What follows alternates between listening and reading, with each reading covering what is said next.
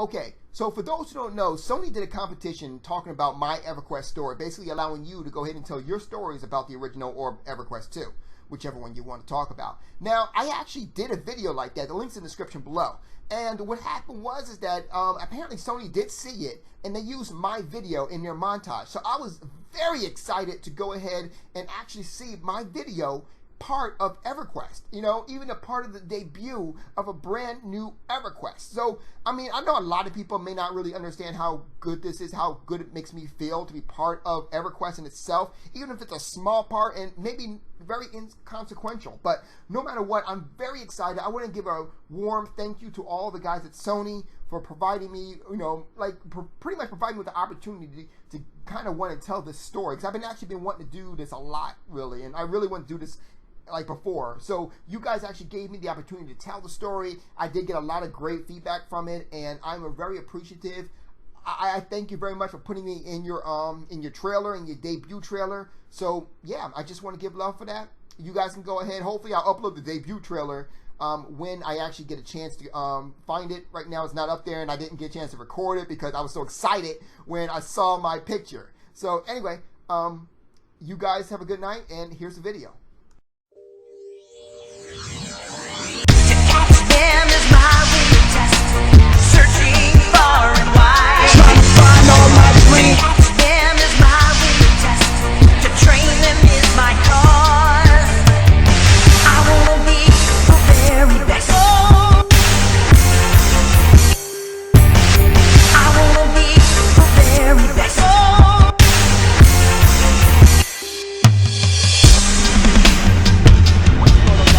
Here. So I went ahead and watched the Sony SOE conference, and let me just go ahead and just jump right into what EverQuest Next has to offer. First of all, it looks beautiful, not just the world itself, but the characters. The world itself looked like a hand-drawn painting. Like, it was really hard to tell sometimes what was concept art and what was real life. Honestly, even during gameplay, it was kind of hard to tell the difference. So that was great, in my opinion, here. Another thing is that cloth and hair moves a lot better than it does even in EverQuest 2. And EverQuest 2, I thought it had the best hair and cloth system at that particular point. So this one is looking a heck of a lot better. It looks great. Another thing is that the face, not the face, but the eyes and the mouth of the characters are actually kind of enhanced a little bit. Enhanced terms of like they're a little bit bigger than what they usually are. And the reason why is because they want to go ahead and show emotion, you know, a little more deeper than that. So when you're going ahead and using either, you know, slash emotes, or when you're using SOE emote, which was confirmed to be in use of the game, you will be able to show emotion. For those who don't know, SOE emote is actually a system created by Sony where it'll actually take your webcam, your current webcam, doesn't matter which one it is, the more high definition the better, of course, and it'll actually read everything and anything that's going on in your face. So what happened was that when you're smiling, it smiles. When you're frowning, it frowns. When you're laughing, your character actually opens their mouth and laughs. So it can do a lot. It really is cool. But yeah, overall though, the game like now has a little bit of a, like especially the characters have a little bit of an anime taste to them. And the reason why I say anime taste, because anime is also those kind of people who they enhance the eyes so they can go ahead and show off of emotion. And you know, when they want to show off exaggerated emotion, they go ahead. Excuse, I know you hear the thing out there, but when it shows exaggerated emotion, the eyes get even bigger than that. So to show you more things about, talk to you a little more about it. They also have what I like to call a parkour-ish style now too. So like when you're running, if there's like a little ledge there, your character will jump and your character will kind of hop over the ledge and things of that nature. Very close to Assassin's Creed actually. Another thing is that the characters move different also depending on which items and which class they are. For example, if you actually have a class where you are a, let's say, a warrior, your warrior would do some heavy-duty leaping, you know, like that, like a warrior does, you know, real big old leaps across, like, ravines and stuff like that. Also, if, like, you're a mage, the mage can do some quick teleportation things, you know, move around a little faster there. And, of course, it also affects your race as well. For example, if you're a Karen, which is the cat race in EverQuest 3, or EverQuest period, they actually run on all fours, I noticed too, and that's their sprint motion. So that actually works out pretty well too.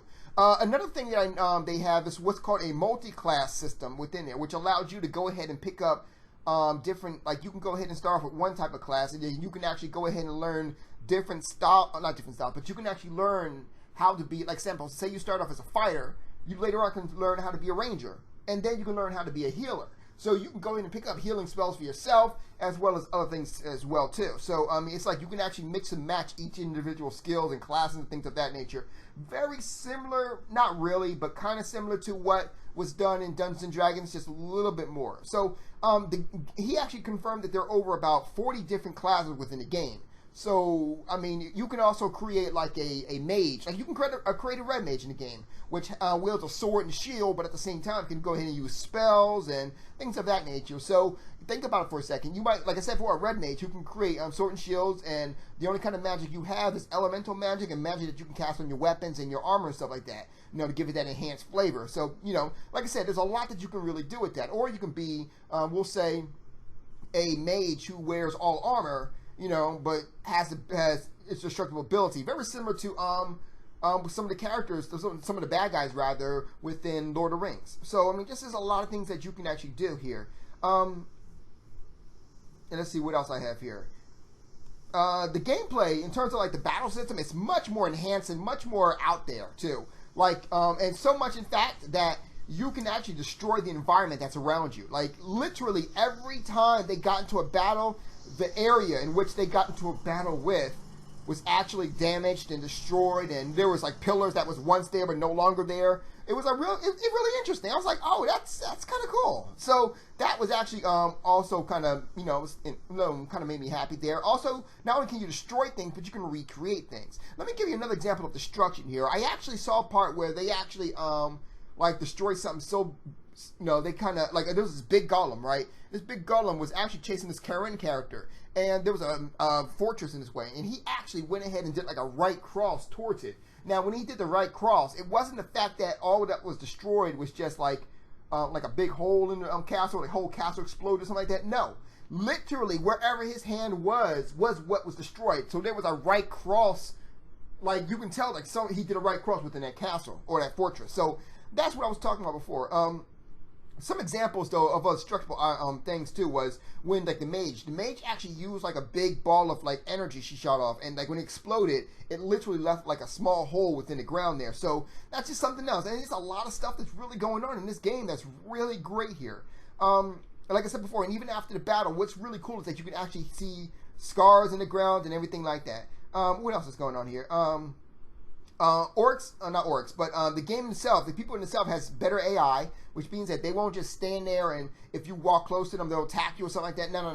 What's happened is that these characters will go ahead and hunt you. They'll go ahead and move around the world, so it won't be like you'll keep walking, all of a sudden you may or may, you know, you like, it's not the fact that you know exactly where these creatures are, where they camp and all that, but they will appear anywhere, behind you, in front of you. It doesn't even matter. They'll come out of nowhere. So that was actually pretty cool. Factions in this game too. Factions apparently are much stronger than they were before. People will hate you. People will love you. You know, like it was in the original EverQuest. So that's actually, I'm looking forward to that too. That's something I really wanted here. The world will react to what's going on within the players. So when the players are actually let's take world events, for example. A lot of people know about dynamic events, right? Where you go ahead and, like, you know, out of nowhere something will happen and you got to go ahead and kind of go with the flow there. Well, it's the same exact thing that's going on in this game, except for a lot better. The dynamic events apparently are a lot better. For example, they'll give you something to do. Like, you got to protect the kingdom. You got to protect this fort against an orc attack. Now, if you have that particular problem going on here, you actually have a couple of ways you can go ahead and help this. You can gather resources, and the resources can go ahead and build like catapults or whatever they want to do. So like or you can go out there and kill like scouts who are already going here, who will join the battle. So like there's so many things you can do depending on how you like to play the game. What else? Another thing he talked about was the world itself. It doesn't just go outward, but it goes under as well. So, like I said before, if you're destroying things and you actually blow something up so big that you actually make a hole in the ground, you can actually fall through the world and actually come to another zone where you may have more problems than you originally anticipated, you know? What else? You can also dig. Like, it's just like Minecraft, too. The whole game is almost just like Minecraft, where it does heal, but you can actually go ahead and dig into other places, too. So I'm guessing that you'll be able to actually create guild halls as well as worlds just as good. So we'll have to dig into that later on. Let's see here. I what I explained to you earlier was called rallying calls, by the way, the World Quest. So that's something you might want to look into. Another thing they also announced was something called EverQuest Landmark, which basically was, all it really was is kind of like a thing where they'll go ahead and give you an area and they'll tell you like see what you can build. And what they'll do is, if that's actually something they may like, they'll actually go ahead and allow you to use that within EverQuest. So like your whatever, like your house or whatever it is, might be available within EverQuest. You know, EverQuest Next when it comes out. So I think that's pretty cool. You go check the website for that one. All in all, it's very much like Minecraft, and like you actually can. It's like mixed between Minecraft and Project Spark. Where in Project Spark you can actually go ahead and you can build the blocks, but then you can modify the blocks that you see fit. You can also do that and all that too. And also Player Studio, which for those who don't know, Player Studio is basically a Sony service too that allows you to build weapons in the game and all that. That is also in the game too. But just to kind of give you a example, a matter of fact, Player Studio is actually built in the game, should I say. But just to give you an example of how everything is played, everything looks. Remember the movie How to Train a Dragon? Yeah, Hallis, which is the town of the barbarians, looks exactly like the town from How to Train a Dragon. So that's pretty much it. Overall, I'm very impressed by it. I'm actually watching some other things too right now to get some information on it. But right now, I'm definitely going to keep my ear to the ground on this particular video here. This particular game here. I'm a big EverQuest fanatic here, so definitely want to check that out. You guys have a good night. Zeph out.